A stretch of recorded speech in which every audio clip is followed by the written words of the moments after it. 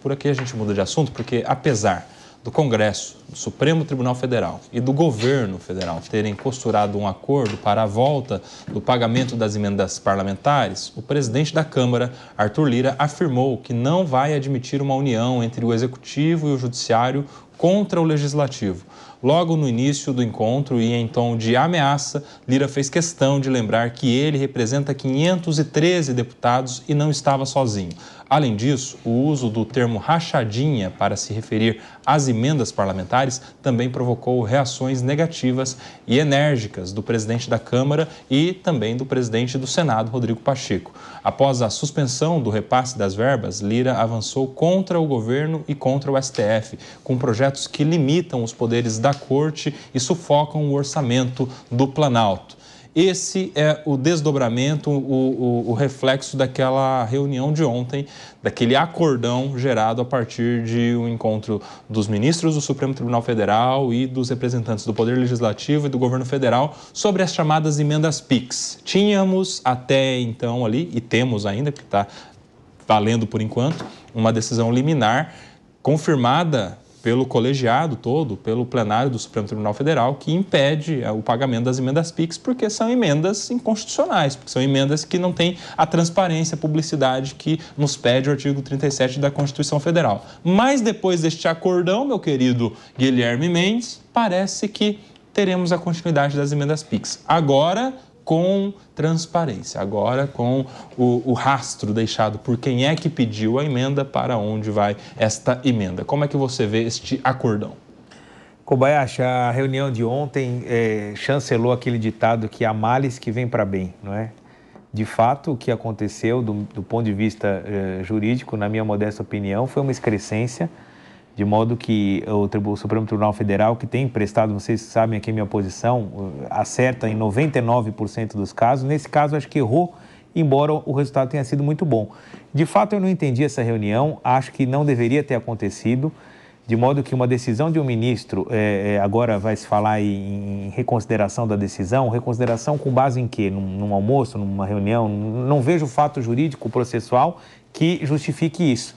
Agora, por outro lado, o resultado é muito bom, por isso que eu falei que há males que vem para bem. O Supremo, no meu entender, a presidência errou em propor esse encontro, porque, de fato, não tem que se discutir nem com o Legislativo, nem com o Executivo. Na medida em que se viu uma inconstitucionalidade, ela tem que ser decretada e ponto. Mas o resultado vai ser bom. Querendo ou não, nós colocar um freio nas emendas PIX, colocar um meio nessa pornografia que eram as emendas parlamentares, e mais revoltante ainda é ver o grande responsável por isso, que é o presidente Arthur Lira, falar em tom de ameaça. Ameaça com quem? Ameaça só se for a população. Vai ameaçar quem? O Supremo? Vai ameaçar o governo? Vocês estão num conluio nojento, sórdido, para drenar os recursos do país e vem ameaçar? Ameaçar quem? A mim, que sou contribuinte? Isso é um absurdo, é uma indecência, uma pornografia. E nós temos que assistir essas cenas de que não vou aceitar conluio entre o Executivo e o Judiciário. De fato, eu acho que não houve conluio algum. O que houve foi uma tentativa de se botar freio à chantagem, esse é o termo, que o Congresso Nacional exerce sobre o governo, não a esse governo, a todos os governos. E se de fato nós não enfrentarmos o problema de forma sistêmica, o presidente da República que sentar na cadeira, seja ele de direita, de esquerda, de centro, vai ser refém do Congresso, porque essa já se tornou a forma de se fazer política. Se não solta dinheiro, nada acontece. Se você prende o dinheiro, é ameaçado com pauta-bomba. E a tragédia brasileira vai escrevendo um capítulo novo a cada dia. De fato, a reunião de ontem eu achei extremamente imprópria, mas os resultados foram positivos. Espero que pelo menos parte dessas emendas seja barrada ou, se vier a ser executada, que seja executada com um mínimo de informação, de transparência e de moralidade. Só para a gente contextualizar, quero a sua opinião, Davi, mas que reunião é essa que a gente está falando? Vamos dar um passo atrás. Há algumas semanas, alguns meses, a gente teve um pedido da Procuradoria-Geral da República, que é o órgão máximo do Ministério Público, ao STF para que fosse declarada inconstitucional a maneira como vinha sendo pagas as emendas PIX. Por que haveria ali uma inconstitucionalidade? Por dois motivos principais. O principal motivo, a falta de transparência, porque não deixa rastro, não se sabe exatamente para onde é que cada parlamentar vai estar destinando essas emendas PIX, então haveria ali uma inconstitucionalidade por falta de observância ao princípio da publicidade e por um outro motivo, meu querido Davi Andrade, pela falta de critério. Tinha deputado de Minas mandando emenda para o interior do Ceará, tinha deputado de Santa Catarina mandando para São Paulo, e não tem muito porquê, né? Fica estranho. Então, falta de critério e falta de publicidade. O que aconteceu no STF diante dessa provocação do Procurador-Geral da República? Uma declaração liminar ali de suspensão dessas emendas. Não paguem mais emendas enquanto a gente não decidir em definitivo. Foi uma liminar. Ou seja, já indicando a inconstitucionalidade que seria depois avaliada. E essa liminar, inclusive, não foi só por uma decisão monocrática. Essa decisão monocrática foi confirmada, referendada pelos demais ministros todos. Uma decisão unânime. Todos os ministros do STF entendem que não tem que ter pagamento de emenda PIX até que eles julguem se é inconstitucional ou não a emenda PIX.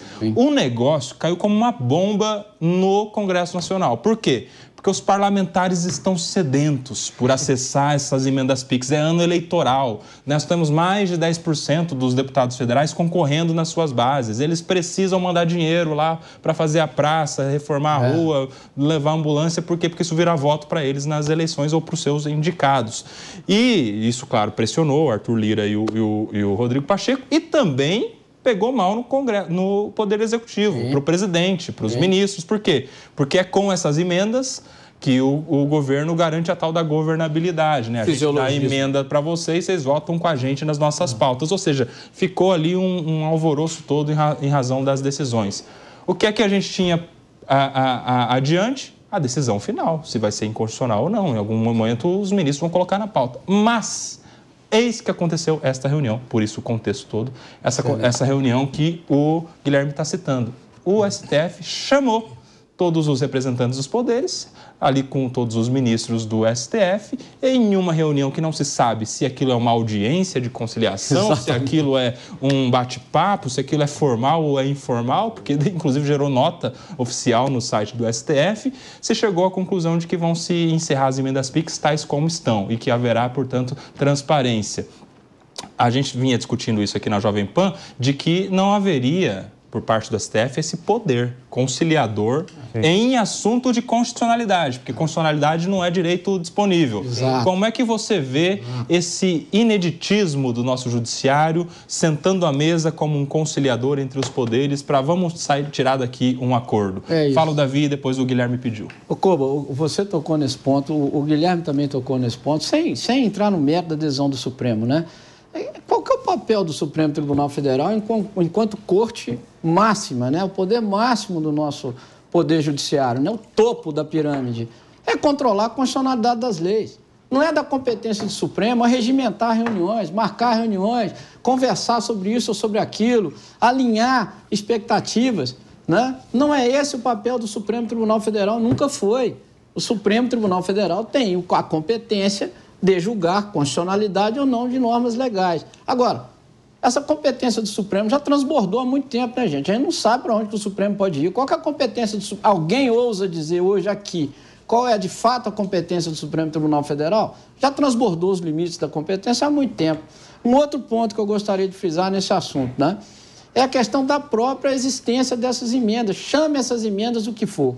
Emendas PIX, emendas impositivas, tem lá um punhado de nomes. Para mim, elas sequer deveriam existir. Sequer deveriam existir. Quem executa o orçamento é o Poder Executivo. O Poder Legislativo fiscaliza e emenda, vota a lei orçamentária. Não é papel de deputado distribuir recurso de orçamento. Agora, por que isso foi feito? Dinheiro é poder, né? E poder é dinheiro. Precisava transformar, constitucionalizar o mecanismo de transferência de recursos para deputados e acharam o mecanismo das emendas parlamentares, as impositivas, a emenda PIX, para criar essa enorme avenida para os recursos chegarem aos parlamentares. Então, sequer deveriam existir essas emendas, na minha avaliação. E o Supremo obrou bem ao decidir, pelo menos criando um sistema de transparência, Koba. E tem outro problema que também ninguém discutiu. Transparência não é necessidade. Ninguém está discutindo sobre a necessidade, né? Estão querendo só transparência. Mas é necessidade. Aquele recurso lá que vai para o município e tal, é necessário? Aquele município precisa daquele recurso? É necessário? Ninguém está discutindo isso. Está todo mundo discutindo só transparência. Fala, Guilherme, rapidinho para a gente ouvir. Não, rapidinho, acho que você só tem 2 pontos positivos nessa reunião. Primeiro, ela foi uma reunião pública, não é? Inclusive filmada. Ela poderia ter se dado em uma portas fechadas. Eu queria ouvir. Foi gravada, será? Não foi transmitida. Tiraram uma foto. Mas havia imagens, constou da agenda de todas as autoridades, não foi uma reunião secreta, é isso que eu quero dizer. Não, o conteúdo não foi disponível. Não, sim, mas também nem deveria, né? 4 horas de reunião. Nem deveria.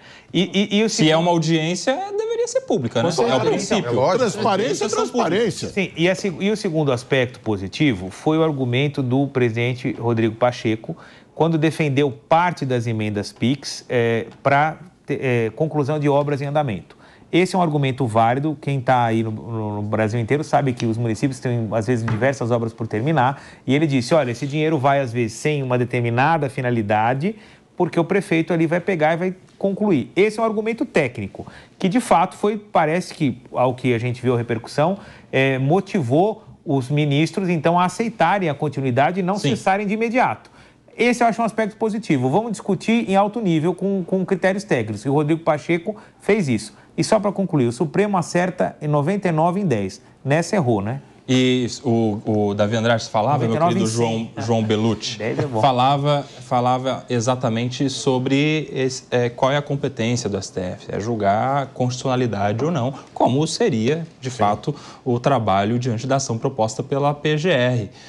Inclusive, se você abrir a sua Constituição Federal, no artigo 102, está lá o que compete ao STF. Quem diz o que o STF pode fazer? A Constituição, a nossa democrática Constituição, protegida Constituição, no nosso Estado tão valoroso, democrático de direitos. Meu querido João Belucci, é lá que está escrito o que o STF fala. E você pega o artigo 102, compete ao STF, tem 2 incisos. Os 2 falam processar e julgar, Ou seja, não fala conciliar em nenhum momento. Fala, meu querido João Belucci. Não, mas agora, como o Davi colocou, é uma competência super ampliada do Supremo, até presidir inquérito, ser vítima de inquérito, é tudo. A competência do Supremo é dar palpite sobre a nação, sobre os temas, ir em Davos, no Fórum Econômico, é tudo de tudo. Aquela reunião lá, para mim, né, para todos nós, imagino como votantes, foi extremamente ofensiva. Primeiro, como vocês colocaram, pela questão que não foi pública. Foi uma reunião lá, eles estavam lá, tiraram a foto, mas o conteúdo não foi público. É inimaginável você pensar, por exemplo, a Suprema Corte Americana se reunir com o presidente das casas numa reunião fechadinha. Isso não vai acontecer nunca. É só no Brasil. O Supremo ultrapassou de tal forma a sua competência, que agora que reúne até os líderes lá do Congresso, que eles foram lá para falar, para de mexer aqui na minha verba, sendo que... Você concorda com o Davi que não tem que ter emenda parlamentar? Eu acho que é discutível. Ou acha que tem que ter? Eu acho que é discutível, podemos discutir o tema. Não sei se tem que ter ou não, que precisa de transparência evidente. A liminar foi dada pelo antigo ministro da Justiça do Lula, menos de 1 ano, 2 anos era ministro da Justiça, agora está dando uma liminar que, em tese, favorece o Congresso. Agora vamos o Executivo. Agora vamos lembrar que esse Congresso super musculoso foi forjado para emparedar o Jair Bolsonaro. E agora o Lula tem que lidar com ele. Lembra, as emendas, o orçamento secreto era a pior coisa do mundo. Agora fala-se disso e não cola no Lula, né? Cola no Congresso. Foi terrível aquela reunião sobre qualquer aspecto, foi terrível. A gente lá, duvido que alguém se sentiu representado pela Casa do Povo, Arthur Lira e Pacheco. A gente falou, nossa, eles estão nos representando numa reunião com 11 juízes e esses juízes julgarão processos, ou julgam processos do Arthur Lira, do Pacheco, de todos ali. Então foi realmente tenebroso tudo o que aconteceu, quem perde a sociedade e no final das contas o valor foi mantido. Eles só falaram, vamos pôr um pouco de transparência, sendo que sabemos que toda fiscalização é por mera amostragem, né? Vai fiscalizar pouquíssima coisa, nem tem aparato para fiscalizar tudo, e liberou e vai ter ano de eleição, vai liberar todas as verbas, e lamentável a conduta ali de todos os envolvidos pela essa questão, e principalmente de ser secreta. O meu querido Diogo da Luz, e tem uma questão, nós não estamos falando somente das emendas PIX. Se você vê a nota que foi resultado dessa reunião, a gente vê lá também algumas regras, algumas diretrizes para as emendas de bancada e para as emendas de comissão. Essas 2 espécies de emendas parlamentares têm todo uma veste de legalidade, são assuntos bonitos, são as bancadas de representação no nosso Congresso Nacional, são as comissões com as suas pautas, né? A comissão do meio ambiente, a comissão, enfim, do esporte, a comissão, só assunto bonito que interessa. Mas quem é que vai decidir esta destinação das emendas de bancada e de comissão? aqueles com maior influência, aqueles que têm mais jeito de pedir a quem assina para destinar essas verbas para as cidades, para os prefeitos mais ligados a eles. E como é que se gera influência, meu querido Diogo da Luz? Como é que se cria influência para ter poder de pedir ao presidente da comissão ou ao presidente da bancada para mandar dinheiro para um lugar para o outro? Votando com os interesses da mesa diretora, da bancada ou da comissão, não é? E aí? Sem dúvida. Ou acaba saindo de uma inconstitucionalidade por ofensa à publicidade e a gente cai numa discussão sobre moralidade, legalidade também, de alguma maneira, né? esse é o ponto, Kobayashi. Legalidade não é irmã gêmea da moralidade. Eles podem encontrar legalidade, até porque são os próprios deputados que estabelecem pelas leis a regra para as emendas, que eles próprios aplicam. Mas é absolutamente indecente, porque é uma forma de institucionalizar aquilo que era o mensalão antes. Porque o que a gente vê hoje em dia? Com essas emendas todas que começaram com a Constituição de 88, até então elas não existiam, e aconteceu como sempre pode se saber. Começam pequenininhas, depois só vão crescendo até o fim. O que ela diz? Quem faz o orçamento é o Congresso. Quem executa é o governo, é o executivo. Lógico, é uma separação. Quando o Congresso faz orçamento e também executa, mesmo que seja parcialmente, tudo começa a ficar errado. E o que eles fazem com essas emendas normalmente? Digamos que um deputado se elegeu na região cafeeira de Minas Gerais, no Cerrado, seja o que for. Lá ele tem o eleitorado dele. Ele quer essa emenda para mandar dinheiro para essa região, para mostrar que a força dele faz a região melhorar e esquece, inclusive, que o dinheiro saiu dessa região, foi para o Planalto Central e agora ele traz de volta como se herói fosse e pelo menos está fazendo na sua região. Mas tem o outro lado muito pior. Se esse mesmo deputado eventualmente quiser fazer uma coisa de forma escusa, e não é raro acontecer, a gente sabe, aí ele vai mandar emenda, como você disse, para o Ceará, para qualquer lugar bem distante, para não ficar a marca junto ao seu reduto. É assim que funciona. Então, aumenta a transparência, é menos ruim, mas as emendas teriam que acabar. Elas são uma vergonha e acabam com a chance dos novos concorrerem em pé de igualdade com aqueles que já estão lá pela reeleição, porque eles têm, além da obrigação pela lei de prestar contas pelos trabalhos, enquanto os outros candidatos têm que ficar absolutamente quietos, não podem fazer campanha, eles ainda têm essa diorama toda para ficarem mais fortes. Meus amigos, esse assunto promete ainda, porque a gente viu ali, aparentemente, o Supremo dando como conciliada a questão, a gente viu manifestações convergentes do presidente do Senado, dos próprios representantes do governo federal, mas o Arthur Lira, que é o presidente da Câmara, ainda oferece uma resistência, a gente não sabe como ele vai reagir diante disso, tem aquelas pautas todas que ele promete colocar em discussão e votação, em específico a limitação das decisões monocráticas, por exemplo.